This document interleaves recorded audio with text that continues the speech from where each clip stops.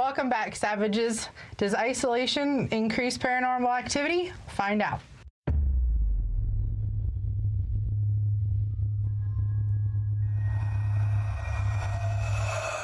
So we are talking about isolation and how sometimes when you're completely cut off from people, sounds, just everything, that your body kind of tricks itself into thinking that there are other people with you. There's been cases of people on like the scientific explorations of Antarctica. They see things, they hear things, which sometimes there's evidence of creatures being there. But other times there's no rational explanation for it.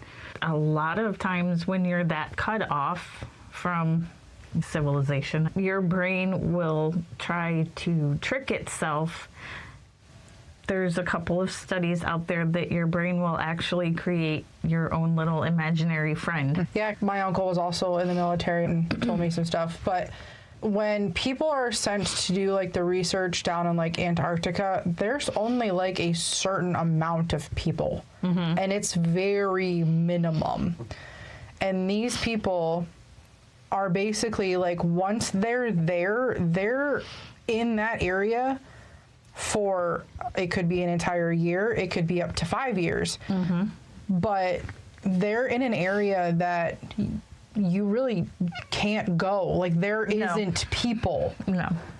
Because they would die. Yeah. Because it's so cold. You have like your little hub. I've seen videos of people putting on suits because it's negative 30 degrees outside and they have to go do some exploration, and people have recorded themselves hearing sounds that they can't be explained because there are no other people. Now, there have been some where it's been like up in the mountains somewhere in the snow, and there have been cases where they've actually seen like footprints, and the footprints didn't really match animal or human. It's like a merge of both. Yeah, like a cryptidy type thing. So in those cases, I would say yes, it would probably be something paranormal that's out there, because a lot of times that does happen. You have all the strange cryptids that are in all the unexplored places, shall we say. It's like when Tom Hanks got stranded on that island and he was talking to a volleyball. Your mind literally just poof, shatters. Your brain can't handle life without any form of communication. There is a room, I can't think of who did it, but there was some professor or science guy who actually built a room that's supposed to be like the quietest room on the planet. Sensory deprivation room. Some people can only stand maybe a minute or two because the room is so isolated that you can hear your blood running through your body, and your brain just freaks out because you're not meant to hear those sounds. And people in isolation, especially like prisoners who are in solitary confinement 23 out of 24 hours a day, there have been studies that show that people in solitary confinement go crazy because there's no human interaction. There's actually a name for it. It's some sort of psychosis that is brought on by the isolation. I know that there was a few that I read where people were hearing like scratching on the walls, they were hearing other conversations, they were seeing people in their cells that shouldn't have been there, because your mind can't comprehend being alone. Yeah. It's like nature versus nurture. For kids that grow up with parents or whatever, they're different than kids who grow up alone or neglected, I should say. Even households with one child versus 3 or 4, there's a complete difference when they don't grow up with any other children. Yeah, it's like they don't know how to interact with other kids. Yeah. You come out of isolation and you're like, whoa, you have 2 legs too, and you can talk. Who are you? So I was reading this one article, and this is not really a self-induced isolation, but Oh, dear. kind of. It was a girl and her significant other. He was controlling, and little by little he would cut her off from family and friends. Oh, I know how to solve that problem. And then he started doing that with himself also, where he would not talk to her for only an hour a day. Then he would not talk to her for 2 hours a day. Then so on and so forth, till it got to the point where he would go months without even speaking to her. So she had no human interaction for this whole time period. She said it got so bad that she always felt like somebody was watching her. Then it went from that to she started seeing what she described as a black, shadowy figure that would be standing in the corner and watching her. I don't like that. So, well, yeah. But that, to me, could go along the lines of paranormal, because we don't know anything about this significant other. Is he really just a douchebag? Or was there something else there that was influencing him, and then it would just stick around and watch the after effects? Ooh. But she That's would... a good... Yeah. But her brain created her own little imaginary friends, and she would talk to herself, and because that's all she had. So yeah, because you're taught how to walk, talk, eat, sleep, all of that by other people. Out those types of things, you learn very minimal. Then you have a lot of those kids and adults who create their own little universes because of how alone and isolated they actually are. Human contact it's kind of important. Kind of, yes. Like friends, and like you need friends. Well, you don't need friends. You need social interaction. Yes, social interaction is something that's like, without that, you don't know how. Your brain just can't handle it. No. You have those people, which I don't understand. I don't understand how people do this, because I would lose my mind.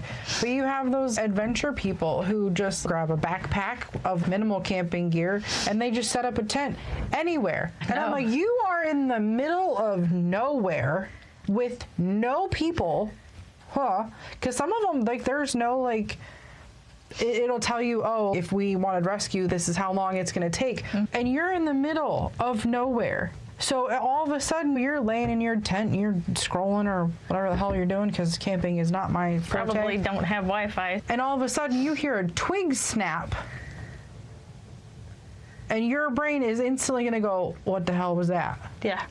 If you know there are no people and the animals are around, yes, but if you know that you're in an area with limited animals and limited people, and all of a sudden you hear a twig snap, I would be jumping out of that tent so fast, packing up or leaving my crap behind and just booking it. Oh yeah, I wouldn't even pack. I'd be out. Has anybody seen the Blair Witch Project? Because that's exactly what's going to happen to you.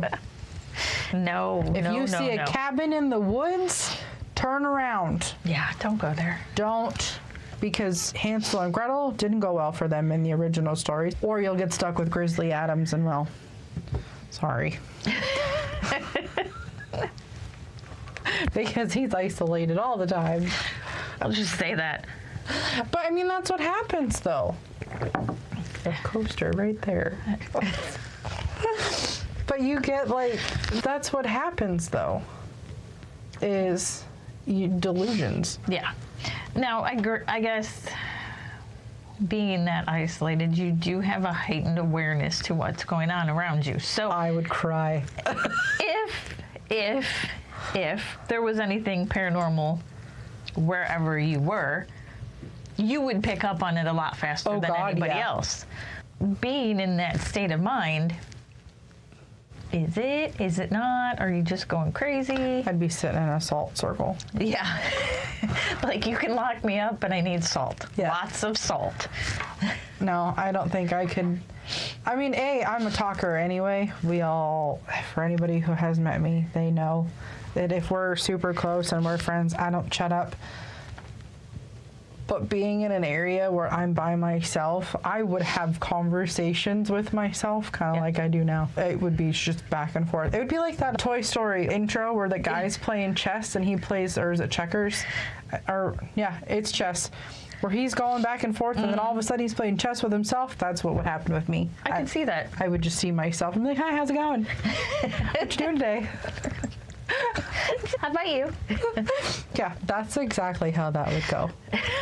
You get those news articles about those people that are lost in the woods, and they forget how to be human. Or the ones that get lost in the woods, and when people come to save them, they like go into pure panic mode because they're not really sure if you're even real or not. Oh, yeah.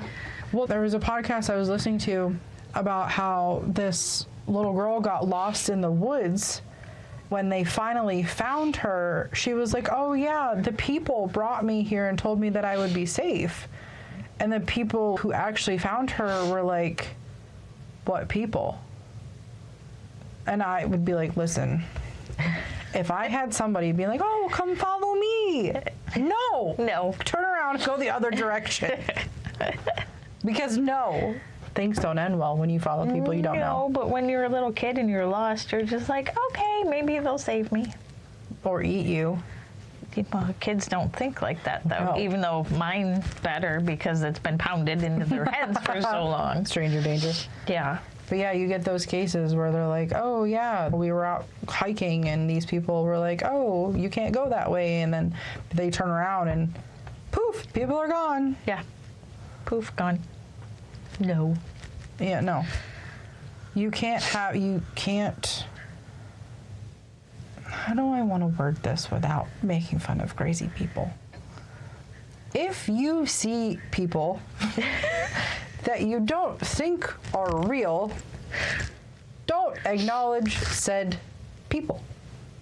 That's good. Because then acknowledging said people leads you down a very bad path. If I'm in the middle of nowhere and random people just show up, I'm gonna immediately think, okay, you've officially lost your mind.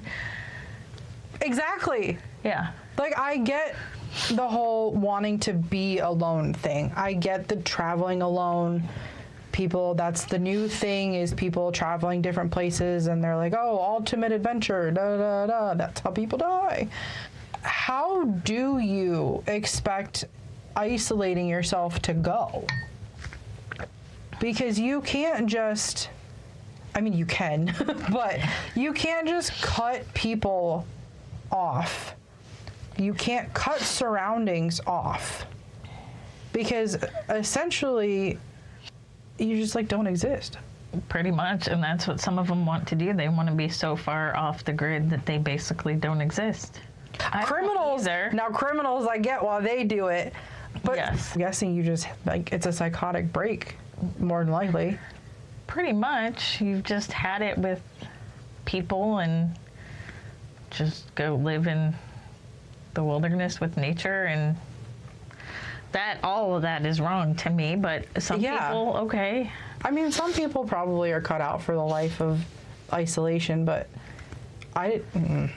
No. No. I'm not living in a treehouse in the middle of nowhere with nothing but weird animals around me. No, Tarzan? I'm good. Yeah, no, I'm good. Me, Tarzan, you, Jane. But you get those types of people, though. I mean, there have been articles, especially over, like, what is it, like the Brazil, Portugal, those places with the big old jungles. You get the news articles of people who are like, oh, we found this family. They've been living in this area for many years. Then they were just discovered. But how did they get there? Because you can't just all of a sudden decide, I'm going to go live in the rainforest. No, there has Pretty to sure be that's illegal, but still. some sort of preparation and or planning, because you have to know how to survive, and you have to have some sort of housing situation. I mean, you can't just up and go there one day and poof, you have a house or a hut or whatever. Sticks and mud. It's still going to take a little more than a few hours to build. Yeah. And for the people that do disappear like that, what led up to it? That's what I want to know. I mean, I get prison systems and isolating people because sometimes those people are crazy. Yeah. And like psychiatric units. I get the whole point of isolating them, but they're really not even isolated. They still have some interaction. Yeah. But it's just more supervised, controlled. so they can't harm anyone or themselves. But for those people who just, I'm going to do this today, what broke in your brain? With the way the world is today, I could totally go live on a compound somewhere, but that would be a compound. That wouldn't be just me. Yeah. You not just walking into the forest, like, okay, you're my friends now, and there's a bunch of little stick people surrounding you. Yeah. That's called psychosis. Yes, it is. That needs medication, usually. Isolation with kids. They create their own, like, families. Yeah.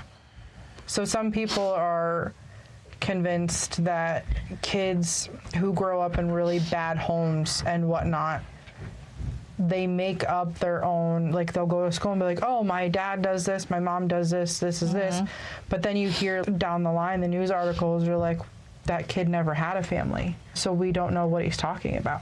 Yeah, a lot of times it's the kids who go to school, come home, get locked in a room until the next day starts, repeat, and they have their own little world in their room. They have their own little family, their own little friends that they've created.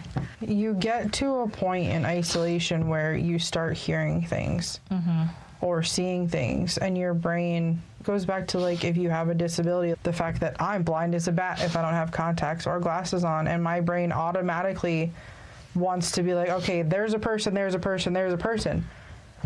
Sometimes there are people, I can't see them.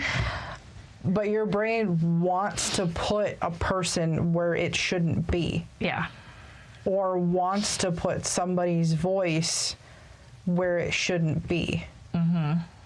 And then you start conversing with those things, which does that then lead to manifesting? I would say yes, but not only that, you're also inviting things to come. Hey. Oh, yeah. Didn't think about that one. Yeah. Plus, you're already vulnerable because you're not in the correct mental state. Oh, God, no. So that is just a whole host of things that can go wrong right there. So then when you start telling people that you were abducted by aliens, you probably were. Okay, not gonna go there. I know how much you love that conversation. But if you're out in the middle of the woods, alone, I mean, you shine a flashlight, they might go, hey. Well, I mean, that's like, I'm not isolated, but because my husband works third shift, as soon as Jeff leaves, and then the dogs get quiet, and the cats get quiet, and I'm watching TV, I still get this feeling that somebody is in my house, which, granted, we know somebody's in my house, but I get, like, I won't take the trash out after dark because I am convinced that if I go outside, there's just going to be somebody standing at the end of my little sidewalk. I get so used to all the chaos during the day that at nighttime, when it's just me and it's bedtime and everybody's quieted down, I feel like I can see things out of the corner of my eye, or I can hear things. I know I'm the only one home. Mine is the steps. I hear the steps creak. I've heard your steps creak. Yeah, they do. And I know I'm the only one in the house right now. All the animals are right here, so who the hell's on my steps? Yeah. And then you start questioning those things. Okay, I know I'm not crazy, so what is that? And then you start spiraling down a rabbit hole. Yes. And mine is like, I don't like when I'm here alone, which is very, very, very rare. I always panic that I'm going to go outside and somebody's going to lock the door. There is no somebody to lock the door, but I always panic going, how am I going to get back in? I have that feeling too, except mine is not being able to get the door open. Because, like, my doors are or my locks are upside down. So the one key I put in this way, but then the other one I have to flip it upside down. And I always panic and I do it wrong. And then I sit and jiggle the handle. And then my heart starts racing because I'm like, somebody needs to open the door, but there's nobody there. Yeah. Like, how would you want to live a life like that? No. How would you want to live in a state of panic? No. I mean, do you just get used to being so alone? That becomes your normal, I guess. People who have gone through something like that have a hard time adjusting to having people around. I've heard stories, and I've also read news articles about people that have come out of jail that have been in isolation for pretty much their entire stint. And when they come out, they don't know how to be. It's too overwhelming to constantly have people around. Which is why a lot of them, if they get places like apartments, it's very small and they have almost like an open concept. Like an efficiency thing where everything is just like right there. Because that's the norm that they're used to. I mean, it's almost like a switch in your head that's like, okay, nope, we're done. Yeah. No more human. Yeah, no. You like become a robot. You have all of these like over in, what was it, Romania, Transylvania, those areas. No, I would never be alone over there. No. No. You have all these castles. Or, well, I mean, now it's different because the world has grown. But if you look at older maps and things like that, you have all of these castles and little huts that are just scattered. Well, that's how everybody used to live back then. You had your little family group, and you had your servants or whatever, and this was your spot. And then 50 miles away, there's the next one. Oh, my God. I wonder if that's why so many kings and queens went nuts. All the people that they beheaded in their day that came back to haunt them. I don't know. All the vampires going around. Listen, I would be okay with that. But you do. You have, I mean, isolation goes back, what, generations, years? Yeah. Because you have kingdoms that were separated. And you have kingdoms that are separated by like continents. And it was just that little area. And when anybody found out about other areas in the world, it was like, no, those don't exist. Those aren't real. Those are just fairy tales. Because people didn't know about the world that's out there. And I get that people want to do like all kinds of exploring and whatnot now. But there's a safer way to go about it. You don't need to just... Yeah, no. No people, we're gonna go, we're gonna do our thing. When you try to come back to civilization, it's gone. Like, you have no manners. This is how I do things now because I forgot how to be human. When you have a washer and dryer, but because you've been out of the loop for so long, you don't remember how to do those things. Like astronauts and people that come back from space. They're so used to no gravity at all that they come back to gravity and they're like, holy crap, I can trip over a rock now. I can brush my teeth and I don't have to chase the toothpaste. You don't have water bubbles floating around your face. You actually have to drink out of a cup or something. Oh, that's funny. Now that's all I see in my head. A water bubble floating around. And you don't have a toilet that sucks everything out. Ugh. I don't know how I feel about that one. And there's only you only have, what, 2 or 3 people? When you go up into space, there's usually like 2 or 3 people. And with people going up into space because they're so isolated, like you are literally not even on the planet anymore. Oh, yeah. When people lose their minds up there, they duct tape them. Like they tape them to their chair thing. Yeah.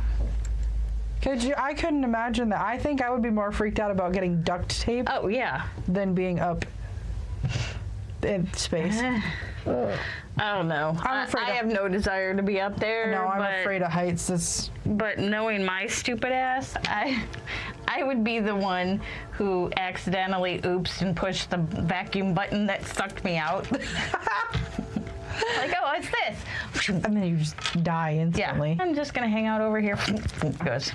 Yeah, I mean, that's the biggest form of isolation is sending people up into space. People have lost their minds being up there.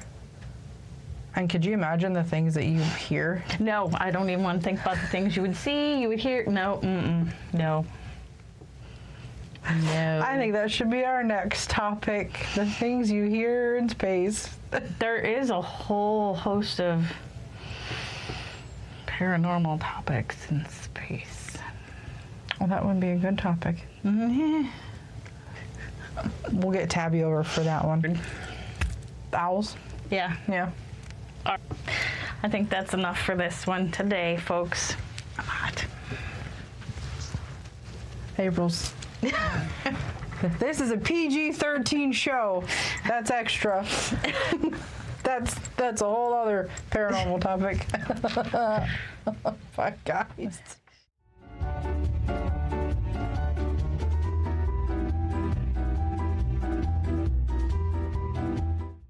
Does isolation increase paranormal activity? Welcome back, savages. Does nope. Yeah. My brain tried to say it all at once, and my stutter was like, "What words?" Well, apparently this one's getting a blooper reel. Okay. All right. Big breath. And